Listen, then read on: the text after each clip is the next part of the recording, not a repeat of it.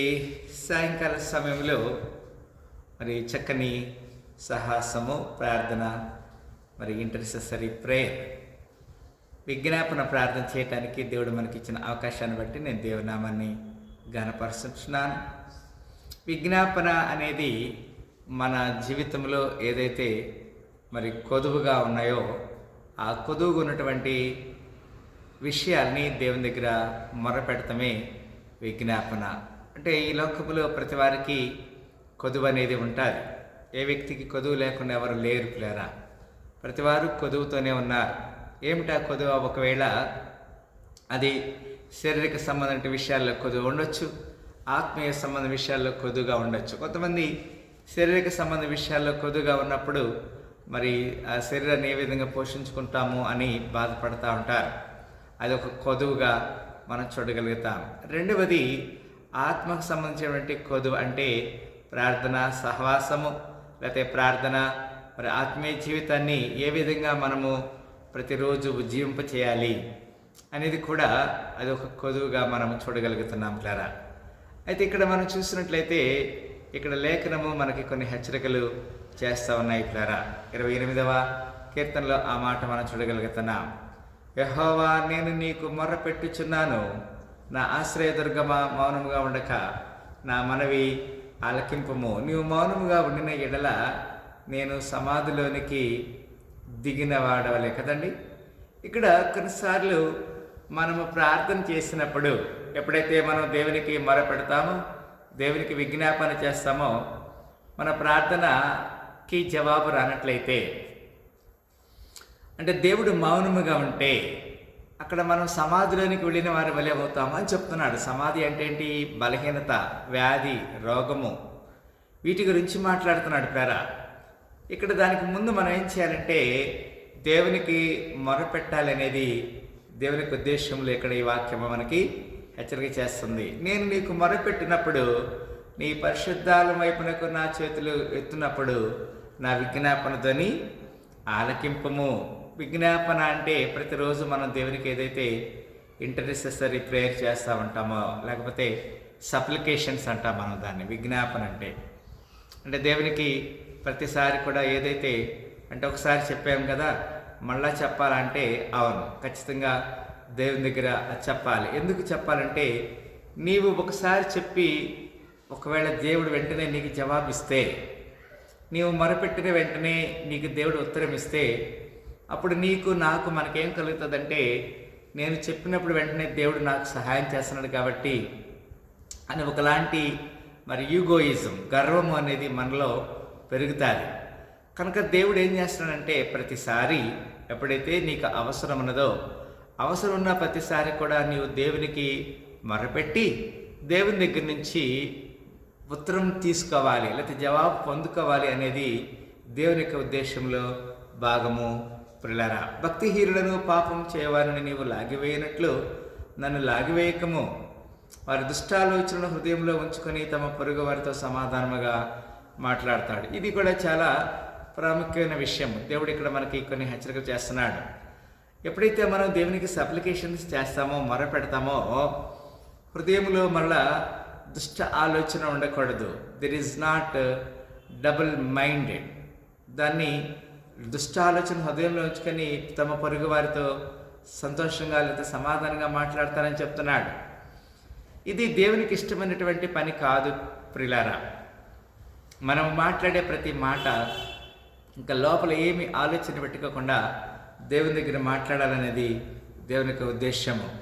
వారి క్రియలను బట్టి, వారి దుష్ట క్రియలను బట్టి వారికి ప్రతీకారం చేయము. వారు చేసిన పనిని బట్టి వారికి ప్రతీకారం చేయము. వారికి తగిన ప్రతిఫలమేమో. ఇక్కడ ఎవరైతే అకార్డింగ్ టు దేర్ డీడ్స్, ఏదైతే తమ యొక్క అకార్డింగ్ టు దేర్ వికెడ్నెస్, అదేదైతే వాళ్ళ క్రియలు, వాళ్ళ తలపులు ఉన్నావో వాటిని బట్టి దేవుడు వారికి క్రియ చేస్తారని చెప్తున్నాడు కదండి. వాళ్ళ చేతి పనిని బట్టి వాళ్ళకి ప్రతీకారం చేస్తానని చెప్తున్నాడు, ప్రతిఫలం ఇస్తానని చెప్తున్నాడు. ఇది దేవుని యొక్క ఉద్దేశంలో. Nobody cannot escape from the God's hand. దేవుని యొక్క హస్తము నుంచి ఎవరు తప్పించబడరు అనే మాటని ఇక్కడ లేఖనం మనకి తెలియజేస్తున్నాడు. అంటే he will do according to our deeds.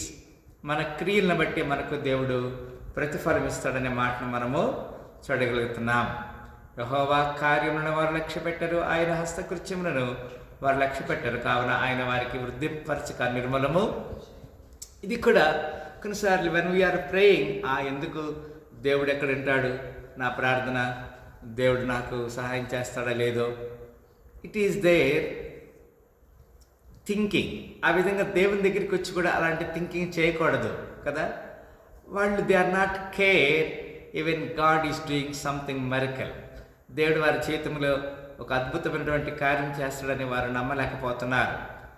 So because of this reason కదా, so because of this reason God, because of the regard not the work of the Lord, దేవుని పని అక్కడ జరగలేకపోతుంది.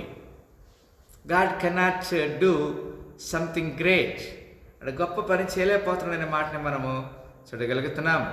యెహోవా నా విజ్ఞాపనని ఆలకించినాడు, ఆయనకు స్తోత్రము కలుగును గాక. Right, a righteous man can praise to the Lord because when God hear his prayer.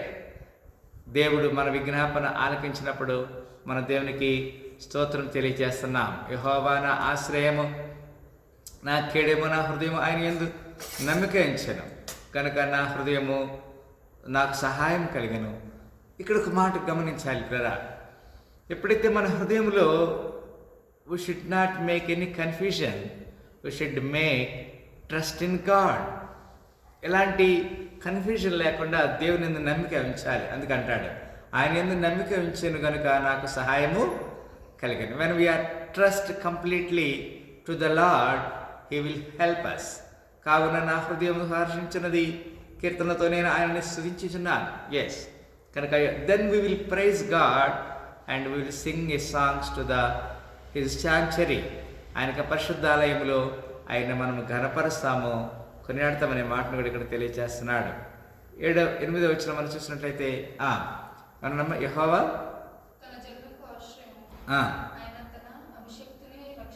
Right, this is what God's plan. దేవుడు మనకి ఆశ్రయము. ఎక్కడ మనకు ఆశ్రయం దొరుకుతుంది పిల్లరా? ఆయన యొక్క సన్నిధిలో, ఆయన గుమ్మములో, ఆయన ఆవరణంలో మనకు రక్షణ దొరుకుతుంది. తన అభిషక్తునికి రక్షణ దుర్గము.